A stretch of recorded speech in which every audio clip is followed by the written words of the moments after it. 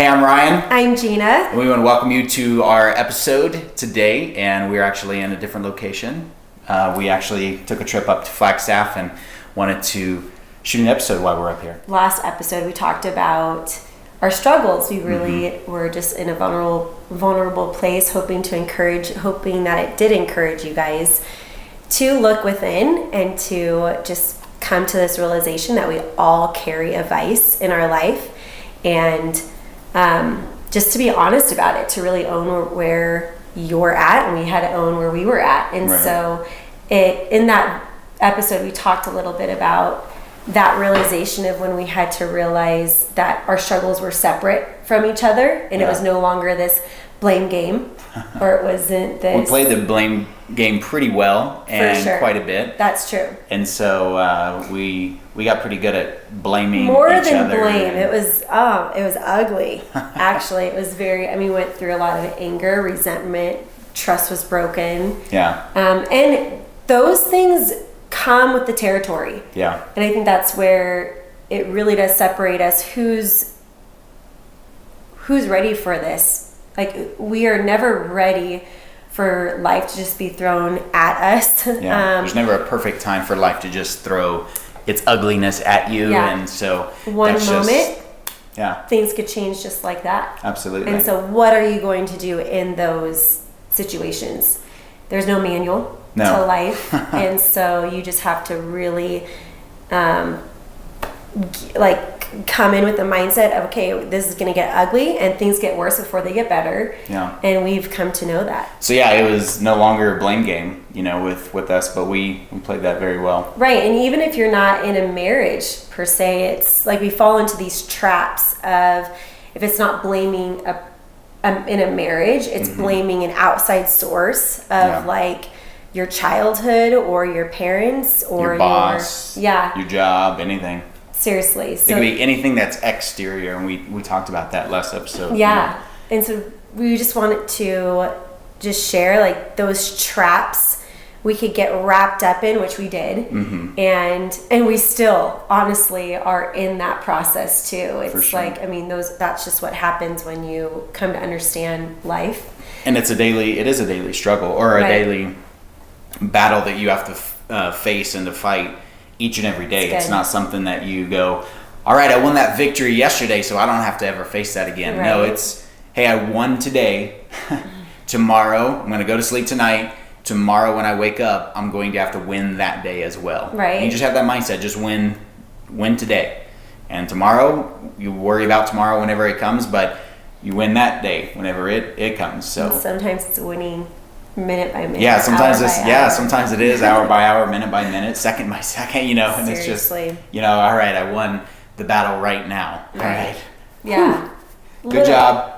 Keep going. Yeah, and we've had to learn how to celebrate those wins too. Yes, very Identify it, celebrate it. So I'm reminded of this story of how really where it all began for us before the struggles came out. It was almost like this is what set us up to when that hit in our marriage and in our life.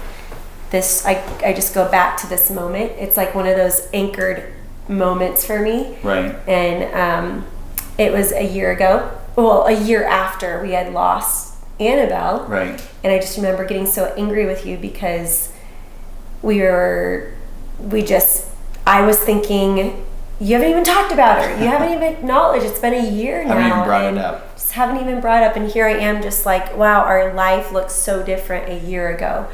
And I got angry about that. And I was... And it wasn't that I hadn't brought it up in a year, but it was like her anniversary of a year, and I hadn't, those couple days surrounding it, I hadn't really brought it up. But I was in survival mode. I was totally in just trying to hold things together. Right. And so it was difficult. It was very difficult. But yeah, we were definitely grieving differently. Yeah, and that's what you said was, I'll never forget, we were in our apartment kitchen and you just looked at me and I'm just sobbing, just so angry about the whole situation. And you said, Gina, like,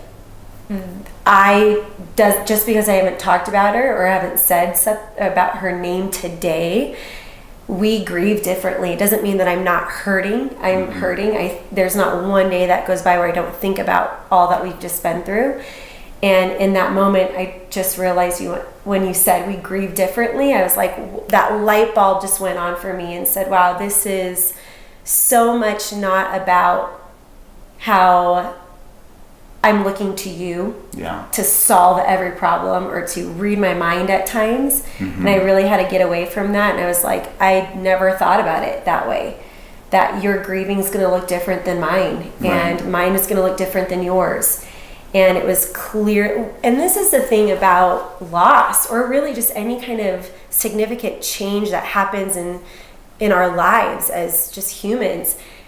What we go through is going to affect not only a marriage differently, like each of us differently, but it's going to affect our friendships, it's going to affect our family, our children, everybody that plays some part of, like, plays a part into our life. It's going to affect all of us. Right. Because it's that significant. It's that big of a change that really does alter how we see, and we no longer feel the same way we did before. And it should change us, but we have to decide it's going to change us for the better. Yeah. So from that point on, I went, wow, this is no longer like I'm going to look to you and I'm going to make it your fault when I'm not feeling good, or when I'm in so much pain, I'm going to be like, fix my pain. Right. It was, this is different, and we are going to be different in this, and I have to be okay with this. And that was where that blame shifted. Right. And the fixing, I no longer look to you to fix or solve. You were in sort of survival mode, trying to hold our family together, but I also was healing, and we each had to play a part in this. And it was really, you said, or when you were talking about it, how it shifted your perspective. Yes. But it also shifted my perspective too, because I realized that I was in such survival mode at the time that I wasn't sharing with her where I was at. And I think that's important if you're married and you're in a relationship, to be able to share, where you're at, and be honest with that. And so it opened my eyes too, to go, okay, I'm where I'm at, you're where you're at. You can't expect me to read your mind, but also I can't expect you to read my mind either, and know what I'm going through if I'm not sharing with you. And so, guys, this is not easy for us. For most of us guys, this isn't. Sometimes guys are better at sharing than the women in their lives, or whatever, vice versa. Maybe. So if it's hard for you to share, know that your significant other, if you're married or if you're dating, or just in a family, your parents or siblings or just friends, you finding a safe place to share with somebody. And that can be just writing it out, or talking to God, or just in a quiet place, whatever it may be. But I really think that for us, what helped is that when she did express that, it really showed me that I needed to start sharing expressing my own, pains and desires, and just expressing where I was at. And so that really helped me too. So you bringing that up in that moment really shed light on as to where you were, where I did need to share, like, hey, this is where I'm at. And then you were like, oh, now that I know, okay, we can rest, we can deal with that. And like you said, we then were able to go, okay, you deal with it this way, I deal with it this way, but now we know where we stand. It's not a guessing game anymore. And I think that's the key to that story is, don't try to make it a guessing game. And so, like, what had to change from that moment was, I think we had to adjust some things, make some adjustments. For sure. And so from that point on, it was kind of this, hey, I just want to check in. How are you today? Am I missing anything? Or am I... And it wasn't necessarily... For a while, it was like almost an everyday thing. Right. But then once our struggles came out, you almost go through that cycle again of, like, blame, anger, hurt, trust. You've lost trust again. You go through that whole cycle again, but then out of that you shift. Something has to shift in you to say, okay, I can't carry your burden in this way. Like, this is something you've been dealing with for years, and my struggle I was dealing with for years. And then what do we do now? And okay, let's go back to our anchor was that we grieve differently. This is going to look different for us. So I have to respect, but then trust you're going to get the help you need. Right. And then follow through with getting the help, and then growth. Growth takes a tremendous amount of work, and growth really is an individual job. Absolutely. It was nobody else can grow for no. you. There's no easy way out of it. It's not like, oh, well, my mom or my dad are really good at personal growth, so I'll just, lean on them. And it's not that you don't lean on people who are better than you and help mentor you, but when it comes down to it, the rubber meets the road. It's, are you growing for yourself? Are you worth that growth? Yeah. You came to that point. I'll never forget when I think it was like a moment in your car where you're just yelling and you're going through rage and so much anger of the struggle that you carried with pornography, and you taking it back to your childhood and just seeing that little kid, almost like asking, like, just to become whole again from that little kid, right, to now into adulthood. Yeah. And I'll never forget, you just said something shifted in me. Mm-hmm. I'm worth this. Like, right. how would you say that? You probably could say that. I just realized that innocence that was broken as a kid, yeah, that it wasn't my fault, and once I realized that, and realized that was something that when that came into my life, going, I don't have to feel shame and guilt and fear around that anymore. And I am worth being better. And if it doesn't matter if you were a kid, doesn't matter if you're a teenager, adult, whatever it may be, like whatever you're going through, like you are worth it. Go back to that place and go, you know what? I am worth growing. I'm worth being better than this. And this one thing will not define me, or these few items or these few choices in my life, they will not define me. Like today's a brand new day. And again, go back to the whole win the day. Like today, I'm going to win today. I'm going to win this moment. I'm going to win this hour, whatever it may be. Right. And once you start having that mindset, life becomes a totally different game. Yeah. And it becomes a totally different mindset as to where you are, how you're going to deal with each and every day, that every moment, every thought, every situation that comes up, that you're going to deal with it. And you're going to deal with that one right there, right then and there, and then move forward. Mm-hmm. So, and I had to tell myself too that my life was worth living. Yeah. That the people that are around me are like, I'm worth, I always get stuck. How do I say that? My life is worth living, and the people around me, I'm worth something to them. I don't know how. Well, your life is worth. Your life. Well, I remember, like you coming to that realization that your life is worth living here, because you had that moment where you really thought, like, I know everybody here. Yeah. I have a child, and now I have two children, in heaven that you don't know, and I want to go see them. I want to be with them. But you came to that realization of knowing that, hey, the life I have, the people around me deserve to have the best me, to have me here, and to finish this life out with me in it. Right. And for me to give my best, to that. So yeah. Oh man, what a journey, right? It was. I went from a moment of there was like just a cloud around me, and I couldn't necessarily see straight. I couldn't remember how I got home or where I would end up at times. Yeah. And then I had these flashes of, anyways, just scary moments. And I went from that to, really that's when I started to see beauty. And it happened actually a year after we lost Annabelle too. We went on this hike, and I wrote a blog about it. It's called Lavender Fields. And in that moment, it was the first time I saw some sort of beauty. Right. And I went from seeing death to life. And then it brought me back to that moment in the hospital that I shared about in our last episode. So it started unwinding, but the healing process takes time, right? It does. So, and it's going to look different for everybody. I've got my notes still, so. We definitely need notes. I know. Keep us on track. So it's going to look different for everyone. And we just encourage you that change is okay. Yeah, it's necessary. So necessary. We were so afraid of it. And what we've realized is that change is going to become a natural part of your life. Like when you start overcoming struggles and challenges, it's not like, okay, this is the path and it's all the way to the end. No. Yeah.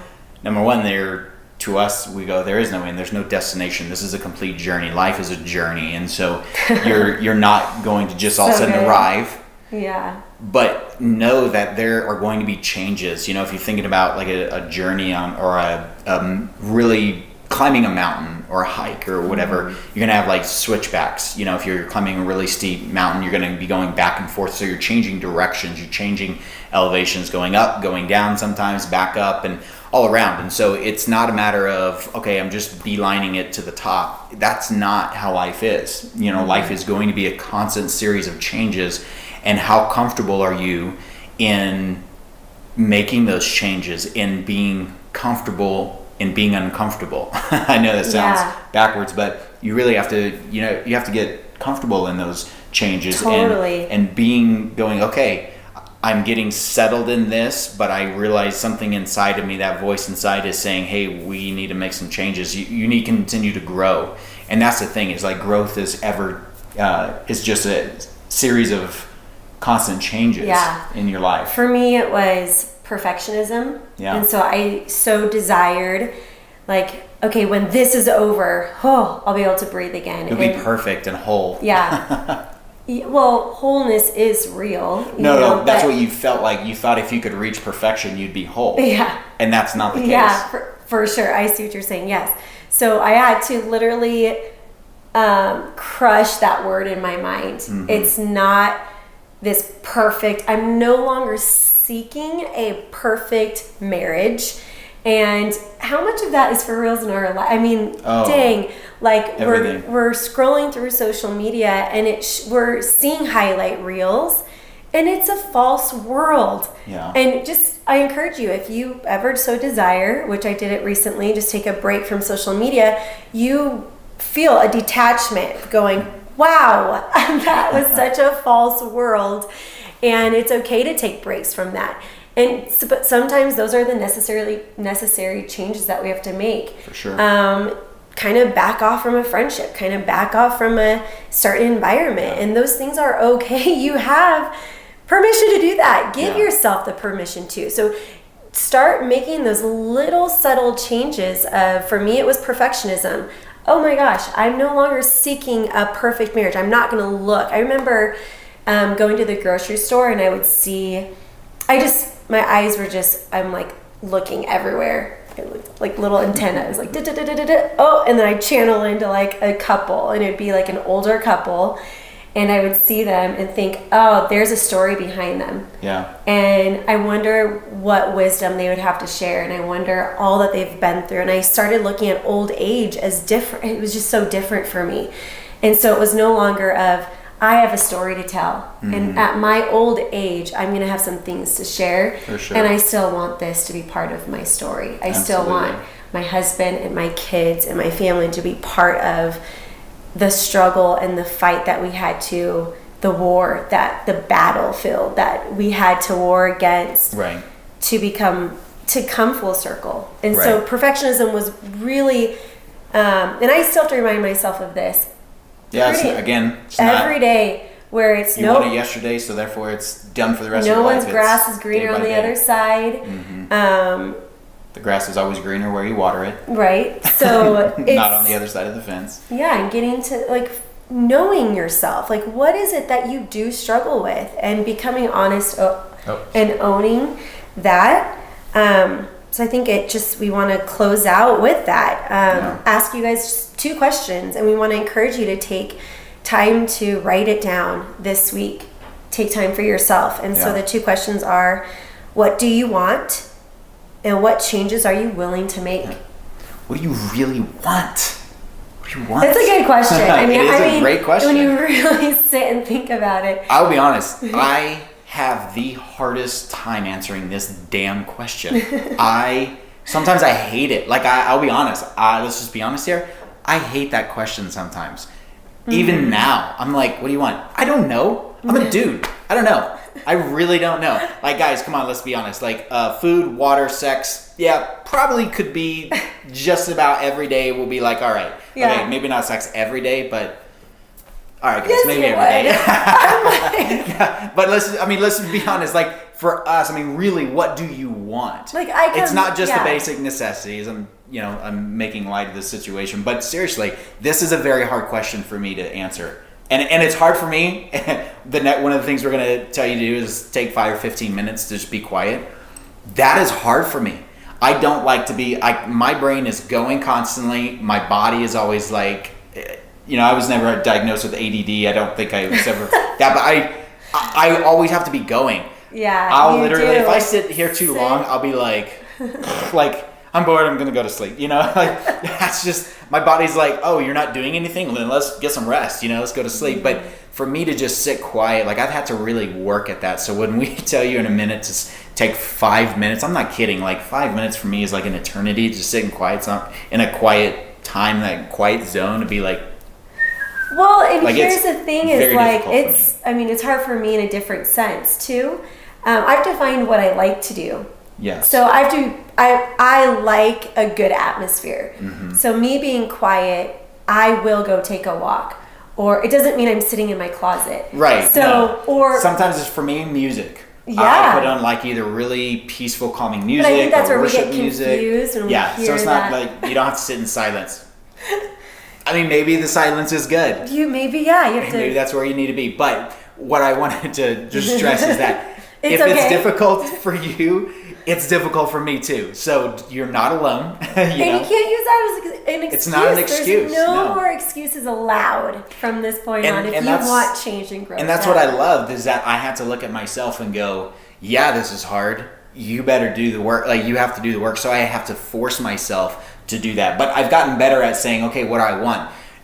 As the years have gone on as to what do I really want, I can now better articulate, this is what I really want, because I've gone through this exercise so many times that I'm like, okay, this is what I really want. Yeah. And then it also helps me identify what I do not want. So if I am faced with a opportunity or something in my life where I'm like, okay, I could go do this or I could go do that, I just look and I kind of look at the next steps, the next 3 to 5 to 10 steps ahead, where is that leading me? And if it's not leading me to what I want, then I just go, oh, that's an easy decision, I don't need to do that. So this will help you in helping make decisions in your life as well, because when you know what you want, then you know where not to go, you know what trails not to take. So you just keep going on that one trail. You don't know exactly where that trail is leading, but you go, I know that trail is not leading in the direction I want. It's not going to give me what I want.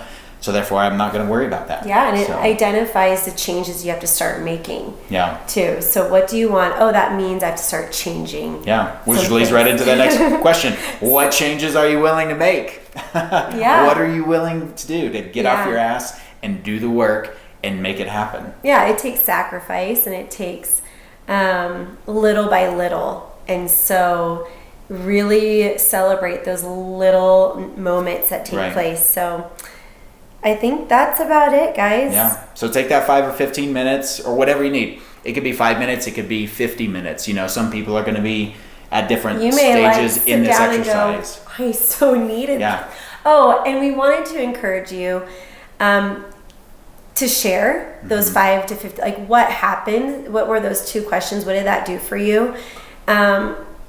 We can share it with each other, but we had to also, at some parts in our marriage, have someone facilitate. So if you're in that stage of the game where you can't do conversation, it turns into where you're gonna bite each other's head off. We want to encourage you. Dragons come out. Oh dear Lord. I am Italian, full-blooded Italian. The dragons come out, let me tell you. Well, and I'm full-blooded German, so the rage comes out sometimes, and I've just suppressed everything, and it just condenses, and then it just explodes. So it's never pretty. Some fun don't think exchanges. These laughs here were always. These laughs come from a lot of pain and a lot of scars. Yeah. A lot of hurt mess. So so talk about it. But definitely talk about it with somebody. If you're single, a trusted friend or even a mentor, somebody who can be real or listen. And if there's no one to, I love God. Yeah. I talked to a friend this week, and completely, she did not have a single, it was her sitting in her room, and it was God.